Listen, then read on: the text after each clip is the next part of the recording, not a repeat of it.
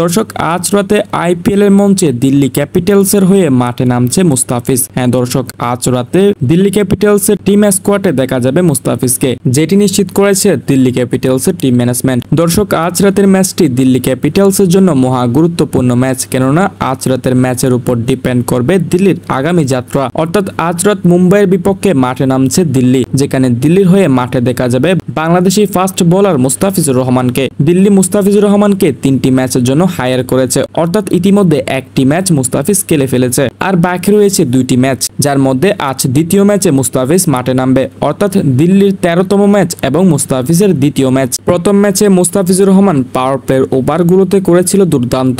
দিল্লির বাকি বোলারগুলোর চেয়েও মুস্তাফিজুর রহমান সবচেয়ে বেশি রান চেপে ধরতে এগিয়ে ছিল, তাই আজ রাতও দিল্লিকে রান চেপে ধরতে হবে, কেননা আজ রাত মুম্বাইকে হারাতে পারলে কোয়ালিফাইয়ের জন্য একটু নিঃশ্বাস নিতে পারবে। আর যদি দিল্লি ক্যাপিটাল খুব সহজেই আগামী 2 ম্যাচ জিতে যায়, তাহলে দিল্লি ক্যাপিটালস 2025 সালের কোয়ালিফিকেশন নিশ্চিত করবে এবং তারা কোয়ালিফাই ম্যাচগুলো খেলবে। সেই সাথে মুস্তাফিজের ম্যাচ সংখ্যাও বাড়বে, অর্থাৎ 3 ম্যাচের জায়গায় হতে পারে 4 কিংবা 5 ম্যাচ। সেটি হয়তো আজ রাতের মধ্যে সবকিছু বোঝাপড়া হয়ে যাবে। আর যদি আজ রাত হেরে যায় কোনোরূপভাবে, তাহলে দিল্লির যাত্রা এখানেই শেষ এবং সেই সাথে মুস্তাফিজুর রহমান বাকি ম্যাচটি খেলে বাংলাদেশে উড়াল দিবে। তবে যদি আজ রাত ম্যাচটি জিতে এবং আগামী ম্যাচটিও জিতে, তাহলে মুস্তাফিজের ম্যাচ সংখ্যা থেকে শুরু করে টাকার অ্যামাউন্ট সবগুলো পরিবর্তন হয়ে যাবে। তো দর্শক, আজ রাত কি মুস্তাফিজ দুর্দান্ত পারফরম্যান্সটি করতে পারবে? আপনাদের কি মনে হয়?